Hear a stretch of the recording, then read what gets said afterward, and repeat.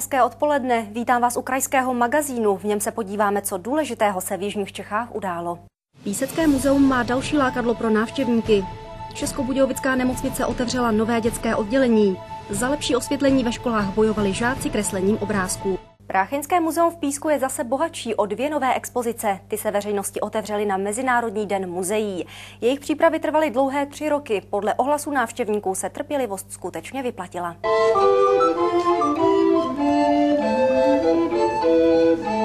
Desítky návštěvníků si nenechali ujít otevření 2 nových expozic, galerii českých panovníků a výstavu o životě jihočeských venkovanů v 19. století, která muzeum zásadně obohatila. Postrádala právě život venkova a to se teďka doplnilo, ono to není jednoduché, protože těch materiálů z Prácheňska zas není tolik, jako dejme tomu z těch sousedních oblastí. Lidé mohou nahlédnout do života tehdejších žen pečujících o rodinu a dobytek, do života mužů vydávajících se za těžkou robotou, ale také zjistit, jak se pečovalo o narozené děti či naopak o zemřelé. Je to moc hezky udělaný, mi se to líbí.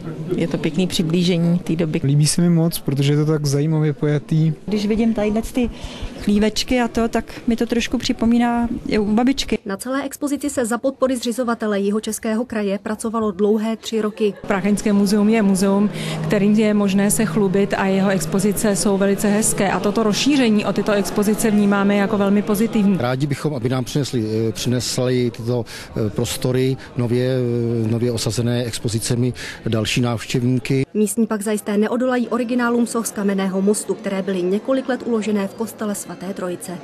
Řadu let se v Českobudějovické nemocnici plánovalo nové dětské oddělení. Pavilon byl postaven na zelené louce vedle staré budovy. Malým pacientům, ale i jejich doprovodu a zdravotnickému personálu poskytne prvotřídní zázemí.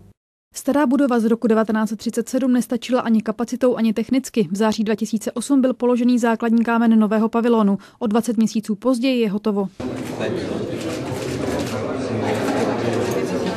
Počet dětských pacientů stále roste. Loni oddělením prošlo na 4300 lidí. Dětí z toho bylo 3400 nebo 3500, 800 bylo potom doprovodu. Nová budova čítá 107 lůžek, každý pokoj má vlastní sociální zařízení. V přízemí jsou odborné ambulance, vešlo se jich sem mnohem víc a to mimo jiné zkrátí čekací lhůty na specializovaná vyšetření. Důležité je, že končí převážení pacientů, dětských pacientů z dětského oddělení do dolního areálu na chirurgii, na traumatologii zpátky. Dětské oddělení je největší investicí Českobudějovického špitálu. Z 290 milionů šlo 267 z evropských fondů. Zbytek zaplatila sama nemocnice díky kladnému hospodaření. A také díky závazku našemu, že veškeré zisky, které z nemocnice jdou, které budou vyprodukovány, se prostě vrátí zpátky do nemocnice. Zbývá ještě přivést některý nábytek. Chodby a pokoje budou postupně barevnější a veselější. Většinou to budou malby na zeď nebo různé obrázky na pokoje. První pacienti se budou stěhovat příští týden. Jedno z nejmodernějších pracovišť svého druhu v republice začne naplno sloužit na konci května. Jihočeská záchranka otevřela nové krajské operační středisko. V novém systému půjde volání o pomoc přes jednoho dispečera. Tím se zpřesní informace o stavu pacienta a zrychlí se příjezd záchranky. Do systému se zapojí 4 zbývající okresní střediska. Operační centrum vyšlo kraji na 29 milionů. Literární cenu Číše Petra Voka za celoživotní dílo, kterou každý rok pod záštitou hejtmana kraje uděluje Jihočeský klub obce spisovatelů, letos získal vodňanský prozaik Jan Bauer. Ten se v poslední době zaměřuje zejména na populárně naučnou historii, historické romány i na historické detektivky. Mladí fotbalisté ze základních škol bojovali v krajském finále McDonald's Cupu. Na složišti v Českých Budějovicích se představilo celkem 16 týmů. Na ty nejlepší čekali poháry a medaile. V republikovém klání budou náš kraj reprezentovat vítězové z Milevska. Záštitu nad turnajem převzal hejtman Jiří Zimola. 40 jihočeských základních a středních škol se zúčastnilo unikátního projektu Budiš světlo ve školách. Žáci svými obrázky s tématem světlo a energie bojovali o lepší osvětlení ve třídách. První se umístilo budějovické česko-anglické gymnázium. Sun, sun, sun, here it comes. At the end of the night, light is bright, sun, sun, sun. Studenti česko-anglického gymnázia přiberou každou soutěž jako výzvu. O vybudování lepšího osvětlení proto zabojovali nakreslením více než 100 obrázků s tématem světlo.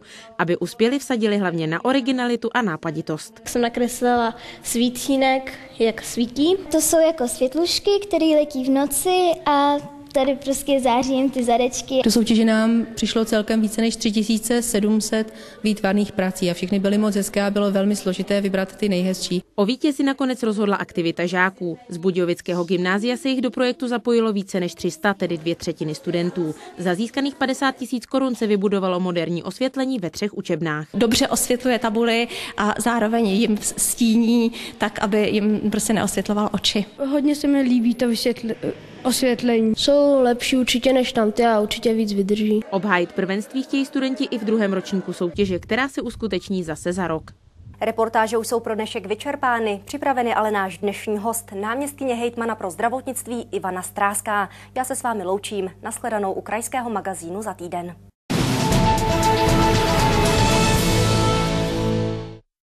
Dobrý den, dnešní otázku položím náměstkyni jihočeského hejtmana Ivaně Stráské. Dobrý den, Ivana. Dobrý den. My jsme se tady potkali v novém pavilonu dětského oddělení Českobudějovické nemocnice. Investovat se bude i ve všech ostatních okresních nemocnicích Jihočeského kraje, protože krajští radní rozhodli o zvýšení základního kapitálu vlastně akciové společnosti a jednotlivých tedy částí. Když to sečteme celkem, tak to byla částka téměř 60 milionů korun. A to souvisí i s investicemi, takže kam, co půjde a na co? Jsou především podpořeny velké investiční akce, které už byly započaty. To znamená, v letošním roce je to Tábor, kde jde 20 milionů korun na rekonstrukci lůžkového fondu pavilonu Interen a potom je to 17 3/4 milionů do Strakonic na přístavbu a rekonstrukci operačních sálů a jipky v nemocnici ve Strakonicích. No a pak jsou to samozřejmě už menší částky, nicméně mohu říct, že letos vlastně poprvé dostanou všechny jihočeské nemocnice. Poprvé také nemocnice Dačice a to jsou 4 miliony korun. Tam jde o výměnu oken v té hlavní budově, instalace hlásičů, výtah pro pacienty a pak se tam tedy pustíme po kousíčkách do rekonstrukce páteřního rozvodu tepla a vody.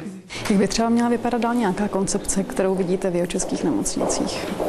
Kam byste se chtěli dál zaměřit? Doufám, že nemyslíte jenom ekonomiku, protože si myslím, že sice peníze jsou až první na řadě, ale nejsou to nejdůležitější. Důležitý je komfort pacientů a důležité je především zdraví pacientů.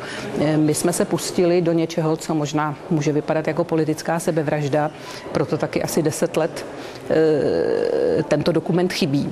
My chceme do konce letošního roku zpracovat a nechat v zastupitelstvu schválit koncepci jihočeského zdravotnictví a zdravotní plán. Část budeme zpracovávat sami, samozřejmě za přítomnosti lidí ze zdravotnictví a část tu odbornou medicínskou, protože tam je potřeba určitý nadhled a je také potřeba, aby byly eliminovány takové ty lobistické tlaky. Necháme zpracovat odborníky. Tak uvidíme, necháme se překvapit. Tak a ještě poslední věc, protože vy jste také zmínila Dačickou nemocnici, kam půjde jistá částka peněz na investice. Dačická nemocnice tu vlastně má kraj jako poslední nabral do té své sítě a už kdysi, když vlastně odcházel bývalý majitel nebo bývalý nájemce, tak nemocnice, se hovořilo o tom, že tam chybí lékaři.